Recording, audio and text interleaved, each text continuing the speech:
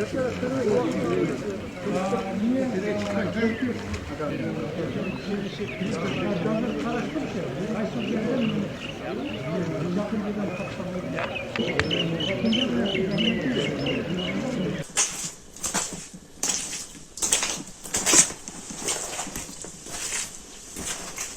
uşunda ol 12 jarımlarda su geldi.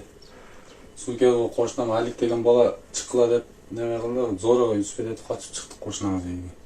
Önce duvallar teşip su neme kılıp kaptap oңой nemelerden agızıp ketти. Hiç belagız neme olmagan. Dokumentlerdi jakşı eптеп alıp kaldım. İçine kirgende adam. Jarımdan mene kılıp yapma. Onun dışında bir uyum var. Endi ol şunda öyle yüzecek. Ha, kaç yıllık öyle? Adıklar su kirip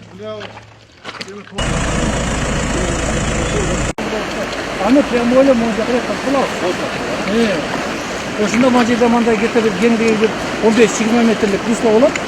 Екі жағынан автобус.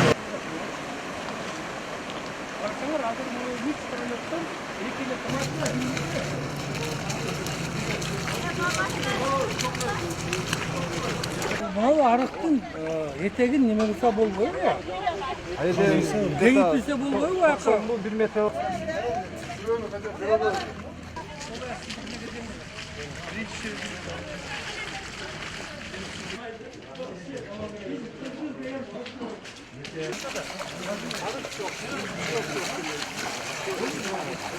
Arış kesecek çok. Çoğuğa kıntı.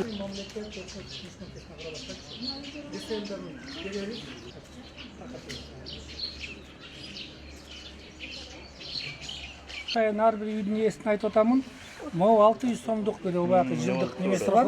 Страховка. Ошону төгүп койсоңуздар болду. Азыр уже мамлекет мурункудай же узак мөөнөттө суда бербейт, же кайтарылышсыз судаларды бербейт. Только ошо 600 сомдук неме кылып коесуздар. Төгүп коесуздар, страховой компаниялар менен биз уже өзүбүз иштешебиз.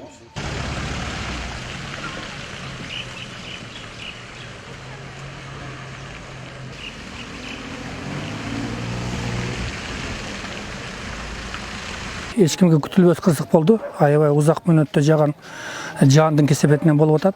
Могу бүгүнкү кыдыргандын негизинде дагы буга чейин тынбай келип аткан маалыматтардын негизинде дагы биз көрүп атабыз. Аябай көп элдерге ущерб жана үйлөрдү көп суу каптап, кыйынчылыктарды көп жаратыптыр да. Азыркы предварительный эсеп боюнча 658 үйгө чукул мындай суу каптап аябай оор акыбалда турат. Анын ичинен канча үй көчүп кеткен пока белгисиз болуп атат. Бирок ал тууралуу өзгөчө түзүлгөн комиссия өзүнүн ишин алып барып атат. Эң негизгиси бул мен өзүбүздүн жарандарга мындай чакырат элем, өздөрүн үйлөрүн страхование кылыш керек. То есть страховка деген бул канчалык 1 жылдык мөөнөтүн төгүп койсо, ошол ущербтерди восстановление кылып бергенге милдеттүү түрдө ошол акчаларды толуктап берет.